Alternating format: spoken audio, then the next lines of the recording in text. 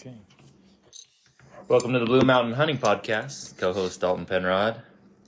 Host Troy Watkins. Co. Well, one of us is host, one of us is co-host. If there's two co-hosts. So, what's this episode? Don't be a co-cunt right now, okay? I don't know if can you say cunt on? We say this is unfiltered. We say whatever we want. Is this episode number 4? It is. So, call this one First Blood, Rambo style.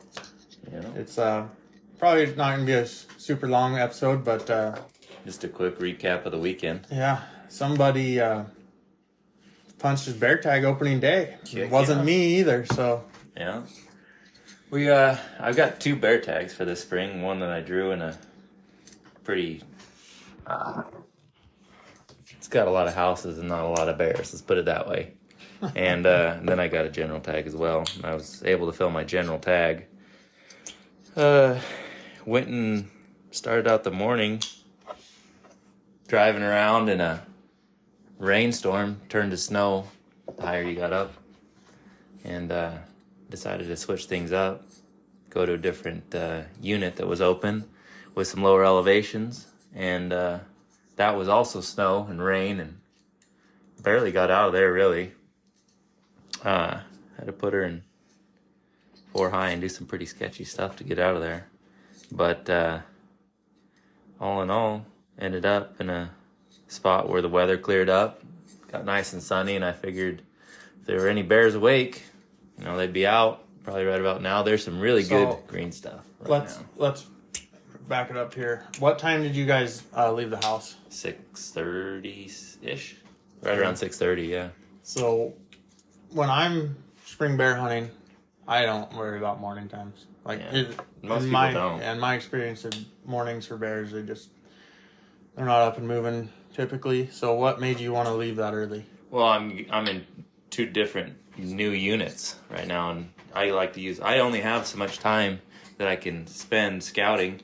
So if I could use a morning to look at some new country, then so be it, especially on a rainy day where I'm just trying to look at kind of topography and stuff like that. Yeah, valid. Yeah. So by the time you got up into your draw unit, and got out of there, how long did that take? Oh, it was like, by the time we showed up there, drove around a little ways, parked, it was almost, you couldn't even glass really, it was so fogged in. I was trying to show Michaela some of the stuff that I had seen previously, but by the time I got out of there, I would say it was probably 3 or 4 hours, so right around 10 o'clock, maybe probably 9 o'clock, 9:30, somewhere in there. So, and it was full on wild daylight, Oh yeah. Yeah. And it was a nasty day. I was actually fairly impressed that you guys got a bear killed even because of the weather. I went up and turned around. It was so shitty. But so you got out of there 9:30, and how long did it take you to get to your new unit? Well, I checked out a different spot where I was thinking about putting some bait, and then that was even more snow really, which is surprising because it's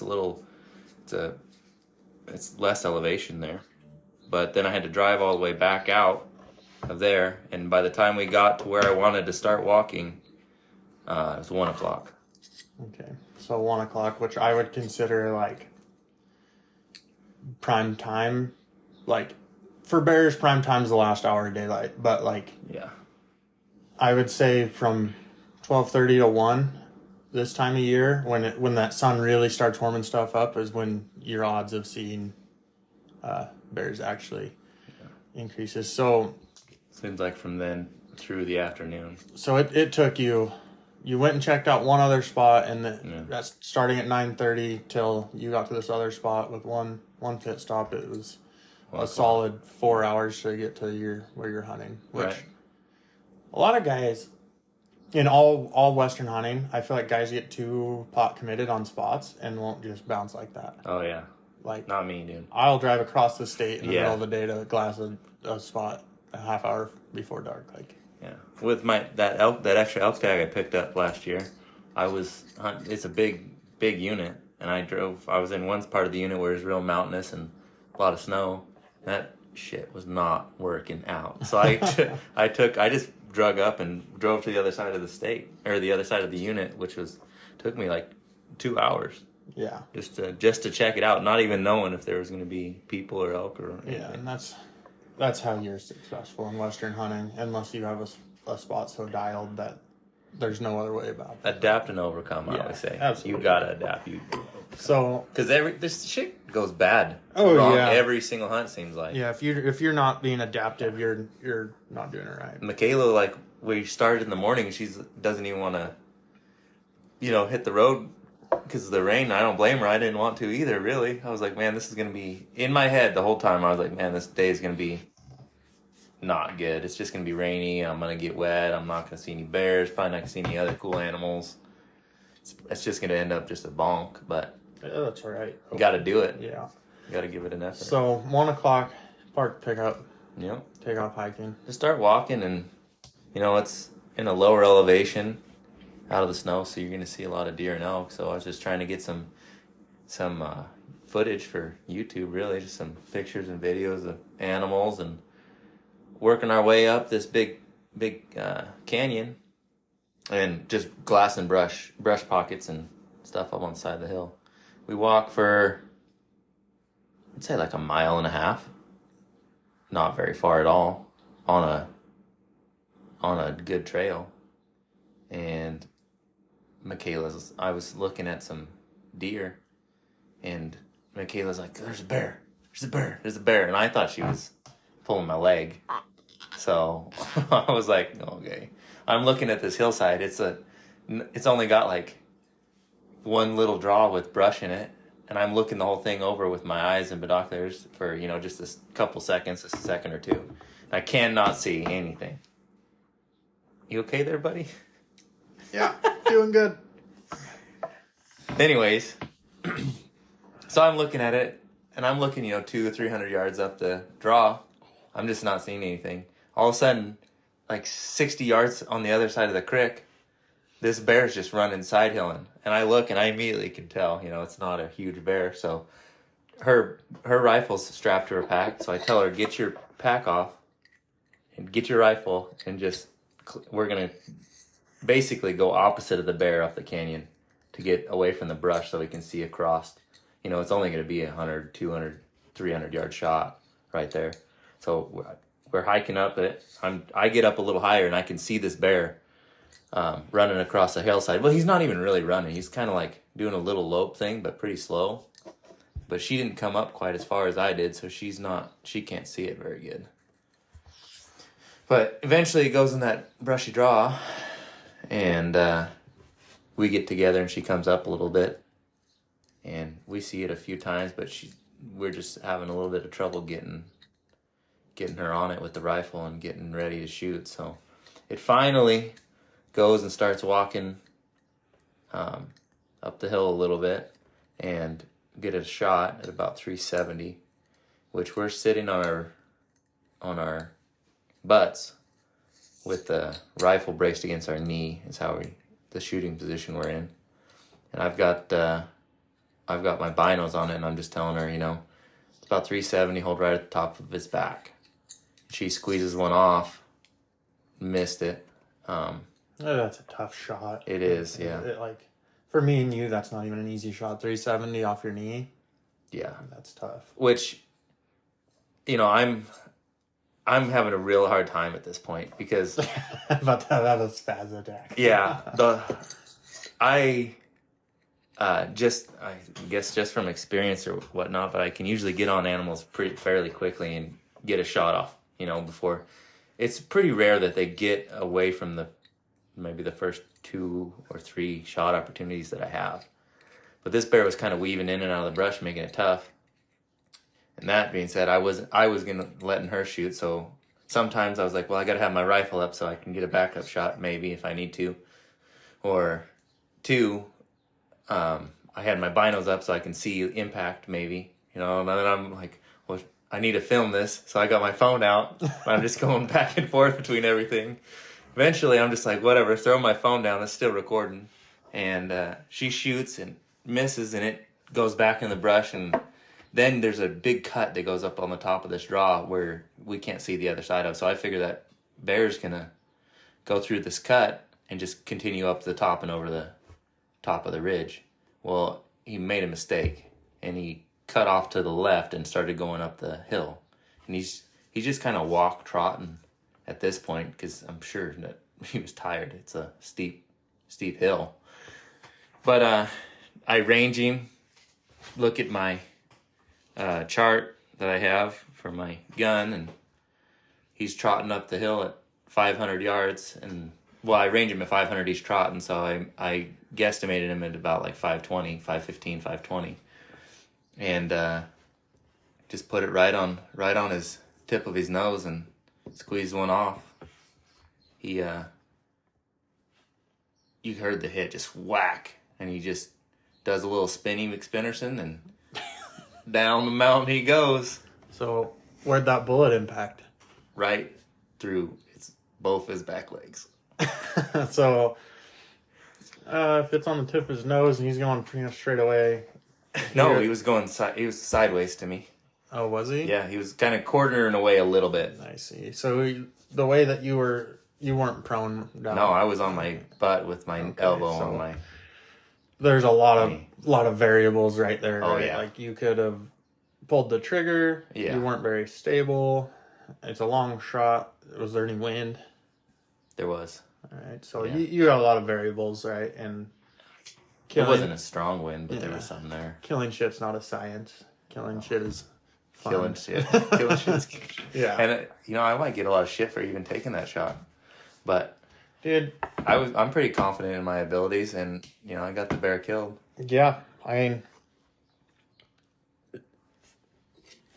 the people that will give you shit for taking a shot like that are the guys that don't kill shit anyway. Like, guys that kill a lot of shit will take a shot like that. They might just not tell it like we will. Right? Yeah. They take it. Don't be fooled. They take that shot, and they might edit some stuff out and be like, "Oh, it's 200 yards broadside shot." Yeah. Doesn't always work out like that. Yeah. Killers are gonna kill. So, all right. So you shot him through the ass, Right through the booty. and Broke both of his femurs. okay. Yeah. But I'm holding and where I shoot and just watching him through my scope. Also didn't put earplugs in. Big mistake. Giant mistake. Big mistake. Man, I was like, what is going on here? So her cannon goes off, and I thought about her a little bit, so I was like, if I shoot, I don't want to blow, because I got a muzzle brake on my gun. And I was like, I don't want to blow her ears off, not her face, blow her ears off with the sound from the muzzle brake. So I scoot inch forward like a foot or two. And then she shoots, and it's right in my left or my right ear. And I'm like, oh, man. Oh, goddamn. Yeah, that thing was loud. But anyway, shoot it, and the way it hits, it just whacks. And the thing, how bears will go and try and bite whatever's getting at them. Does that, but then just immediately, just all the way down the hill, just probably 200 yards just straight down. It was pretty steep into the brush, and I'm like, oh, got him. No problem. Not. So we climb up there, which takes it's 500 yards, but I'm shooting across the canyon, and it's steep. And so it takes us a little bit to get up there. We look for it. I find there's just a ton of blood. Tons of blood all over that hill. And you probably went through his femoral. That's what yeah. Yeah. He crashes down through the brush, and stupid bears. Oh my goodness. So I have it on video, me looking for this bear, but I'm just like, where are you, bear? Like, come on, man, don't do this to me. Hey, bear. Yeah. Like, I'm just expecting him to be like, how you imagine it when you shoot something, it rolls down a hill, gets caught in a sagebrush or whatever, a buckbrush, and he's piled up on top of it. Well, his old front legs are still working. Oh, buddy. He's dragging himself. He's dragging a massive blood trail. Well, just like we talked about in episode 2, tracking bears, not a lot of fun. Even if you even had good blood. And no brush. Like, there's brush in the draw itself. Yeah. Which probably, did he get into that? Oh, yeah. Yeah. So you're down in there with the wounded bear, and you're like, oh, this is a good time. Yeah. This is what I'm here for. Yeah. Michaela's videoing it, and she's like right behind me. I'm like, back up. You need to back up. Because if this bear comes at me real hot, and I missed. I'm running. Yeah. Okay? And I'm much faster than you. I gotta fight this bear. Yeah. I don't want to have to fight a bear for you, okay? Please back up a little bit. Yeah. I'm tracking it through the brush, and then it gets to, like, it's starting to get down a little bit. We've probably gone no, I wouldn't say that. 200 yards max. And it's starting to get brushy. Like, where you have to, like, peel it back so you can see into stuff. Yeah. And I'm using my rifle to, like, move stuff out of the way. And there's just, a wash in the bottom of this draw that's, probably 1.5 feet deep by 2 feet wide. It's perfect for a bear to lay down in. And I get to this one spot, and I just see, like, a little movement down in the very bottom. And all I can see is its head, and it just, like, turns and looks at me. I'm like, not today. Not today. So did you dome it? Kapow! Yeah. I told you, headshots on bears. Yeah. But I'll be real with you. I sat there and I watched him for a little bit, even after I shot him right through the neck. Oh, I didn't want to shoot him in the head. I shot him right through the neck. Right through the neck, yeah, right at the base of the head. And I was like, it'll help me when I cut his head off. Yeah, which it did. His spine was shattered right there. It was pretty easy to get his head off. Where's it hurt? Spinal, yeah. Well, it was pretty bad. So, shot him again, watched him for a second, and he dies. Yeah. Okay. So you get down there to him. What's your first thought? Well, the whole time walking up this hill, I'm like, you're an idiot. Like, you got to control yourself a little bit better. I have, like, a thing inside of me. Troy has it, too. When animals are, like, when you see an animal and it's getting away. Yeah. Yeah, you might sit there and watch this spike bull. Yeah. And you're like, I don't know if I want to shoot him. As soon as he almost gets away, he's getting away. We got to kill him. We got to kill him right now. Yeah. You can watch him for half an hour in the bottom of a draw. As soon as he starts going up the other side and you're going to crest the ridge, you're like, but what if I don't see another elk? Yeah. What if he gets away and I don't see this one again? Yeah. It's just a little thing that lives in the back of our heads. And when I saw that bear going up the side of the hill, I was like, you got to do it. You just got to do it. That trigger finger starts jumping. Yeah. And pretty soon, before you know it, it's on a trigger. And Michaela didn't help. She's like, do it, Dalton. Do it. I'm like, I'm going to do it. Anyways, the whole time I'm hiking up there, I'm like, man, I know it's not a sow, I know it's not a sow with cubs because we've watched it forever and there was no cubs in sight. So I'm not worried about that. What I was worried about was a smaller bear. And I was like, I probably shouldn't have killed a little bear. I should have just let her shoot at it again or whatever, let it go over the ridge and try and kill it a little later on. But oh well. The bears are tough that way. Like, they getting on them again. Yeah, because once they've been shot at and they drop into that brush, like, they just don't even come out. Yeah, they just stay in there. Yeah, good luck. So you're like in the back of your head, you're like, oh, this guy might have milk on his mustache. Yeah. Like, he's not huge, but I was thinking tiny, honestly. Like, watching him at 60 yards out running, immediately in my head, I was like, little bear. Well, even a good-sized bear is not as big as what people think. Like, people always are like, grizzly bears, giant. But black bears are not big. Yeah. They're like right in the middle between a grizzly and a raccoon. Exactly. Well, I've never heard that before. Yeah. They're not that big. Well, actually, it's one of the very few times I've ever got up to an animal and it's bigger than I thought it was going to be. Yeah. Which is a good thing. And you might never shoot a bear with as good a hair as this one has. Like, just the way the weather's been. Yeah. Opening day in this unit is April 1st, which most units in Idaho are April 15th. Yeah. Like, it's a lot of time for them to rub it off. And yeah, you got probably one of the best hair bears you'll ever kill, really. So it might not be an absolute giant, but you still got another tag, and there's a lot of redeeming qualities, right? Like, yeah. Also, there's nothing more fun than shooting bears. So, what the hell? When I tell you, like, you guys can check it out. I'll put a video up on YouTube. I was pumped, dude. I was pumped. Like, that's a good shot for me. Yeah. I was really happy with the shot, finding the bears, not, sticking to it throughout the day, even though it's storming. It was a good time. Yeah. The size, I guess this could give you the size. I was able by myself to drag it about like 20 yards uphill, which I struggled a little bit, but I was able to do it solo. To me, it's not a huge bear. And it's kind of skinny. Spring bear. Yeah, he's not going to weigh a lot right now like a fall bear would. So, but no. So you get up to him. No. Michaela's probably never seen a bear on the ground dead. No.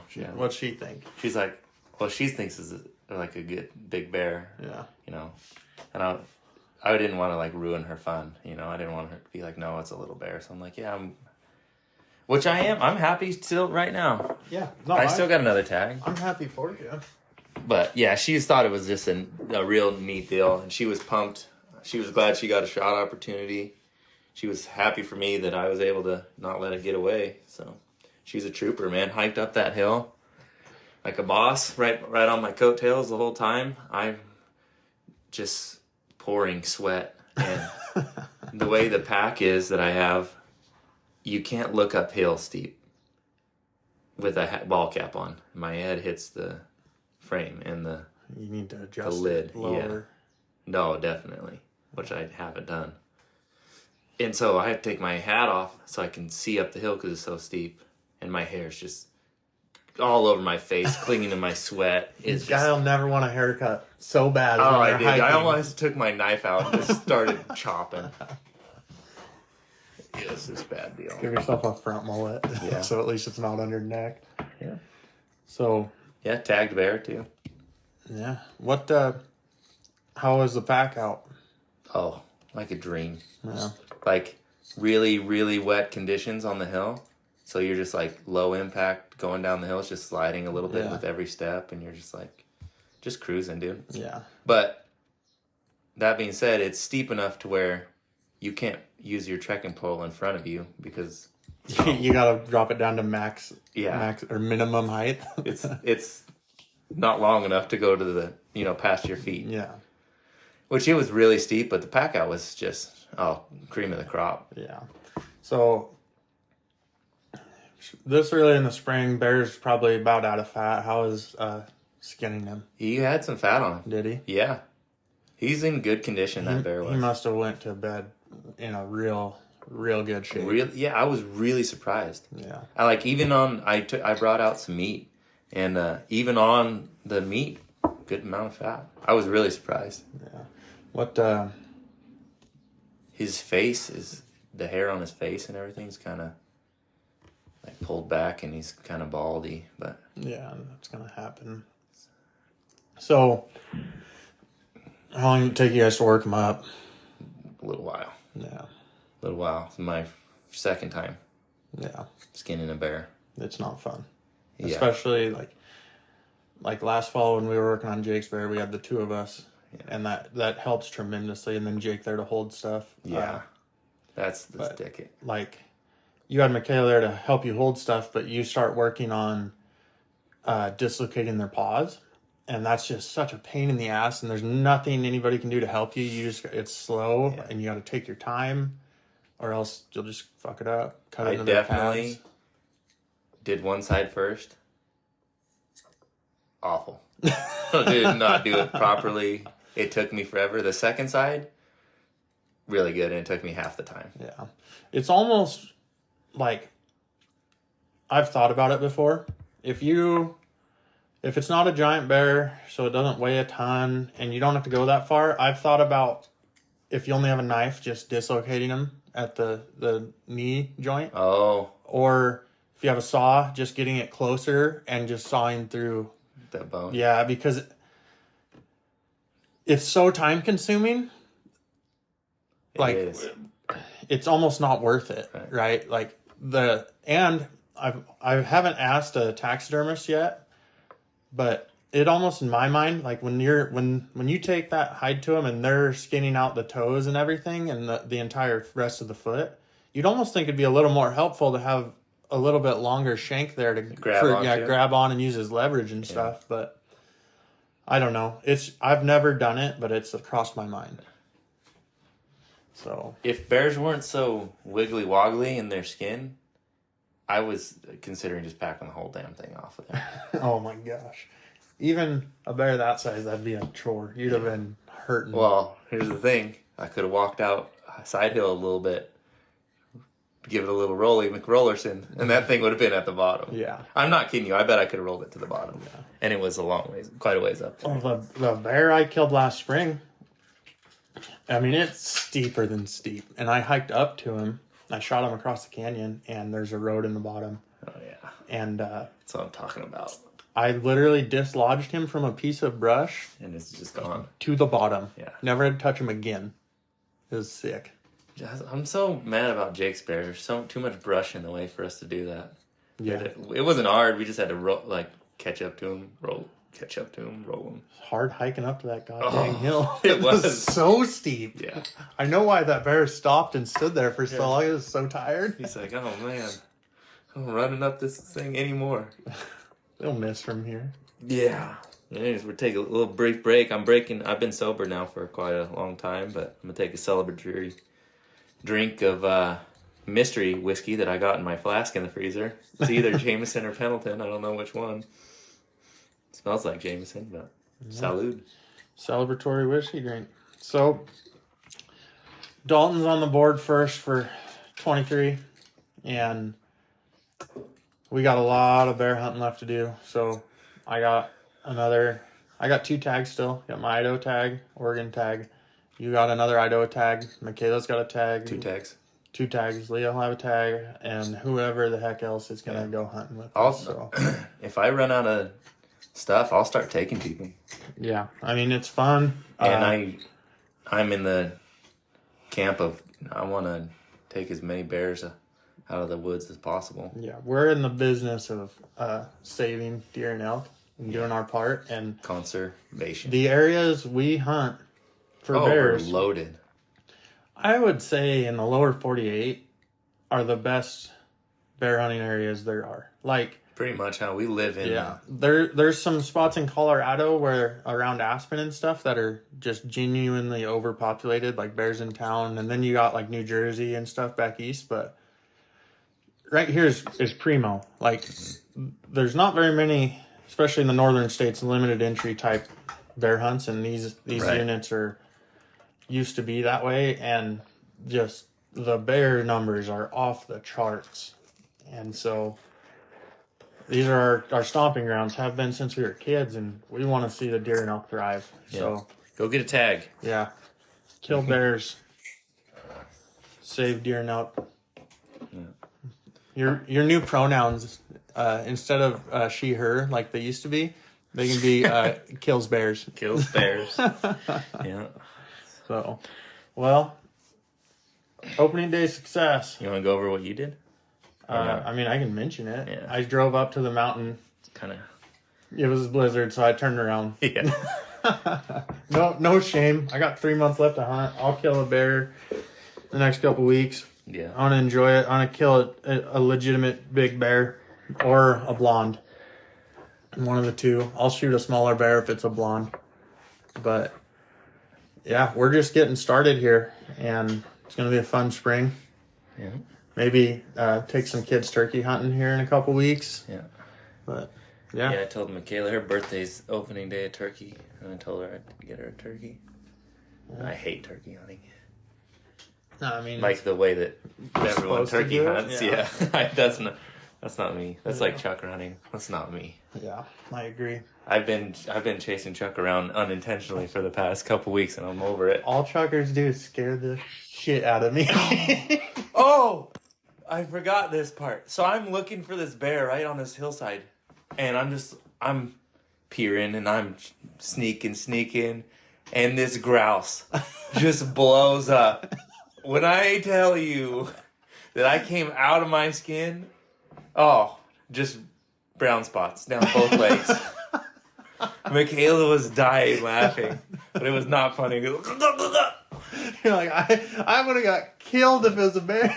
Yeah. I'm so scared. The worst part was, like, I'm totally unexpecting it because I'm still tracking the blood through, like, if there was a bear there, I would see it. So when it pops out of this little clump of, grass that's not even taller than my knee, I'm not expecting it. It really got me. Got me good. That's hilarious. This is not funny. If I mean, you're looking for a wounded predator and a grouse blows up.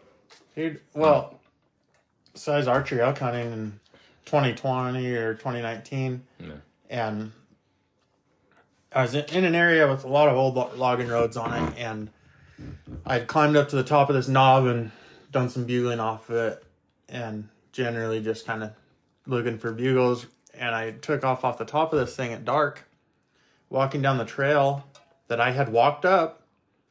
And it's full moon. I'm not using a headlamp or anything. And I'm about halfway back to where I parked.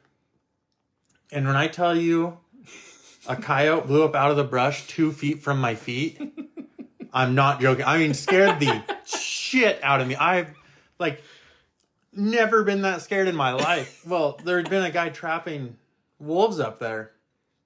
And, a coyote got in his trap and was in the brush, and I'm not joking when I say 2 feet. This thing blows up out of the brush, and I about shit my pants. I'm going to get eaten by a wolf right now. I'm not scared of the woods or scared of the dark, but this thing was so goddamn close, it about ate me. And so I know what you're talking about when you say you got scared, because in your bones, you're scared. Yeah, like that couple seconds there where your brain's trying to catch up to what's going on in the outside world is pure terror that most people don't understand, because they don't know what it's like to think you're getting eaten by a wild animal. Yeah. And everyone thinks you're going to be like, oh, it's a wild animal, I'm going to be able to fight. It's a instantaneous fear, and it's uncontrollable. Yeah, you're not reacting. The only thing you can do is jump. Well, like when I had that sow charge me in 2020, I wasn't scared like I was then. No, because you got a little bit of control. Yeah, I knew what was happening. I had a little bit of space there. I knew, but goddamn, if that coyote didn't about make me get you off guard. I almost had a heart attack, like cardiac arrest. Oh yeah, it's like Jesus. What's that little kid say when he gets scared in the Jesus music? Christ. Jesus Christ. Yeah. So, well, that's episode 4, opening day success. Yeah. First blood. This is a Blue Mountain Hunting podcast. This is Troy. We'll see you later. If you want to check it out, it'll be a first hunt film on YouTube. Blue Mountain Hunting. Thanks, guys.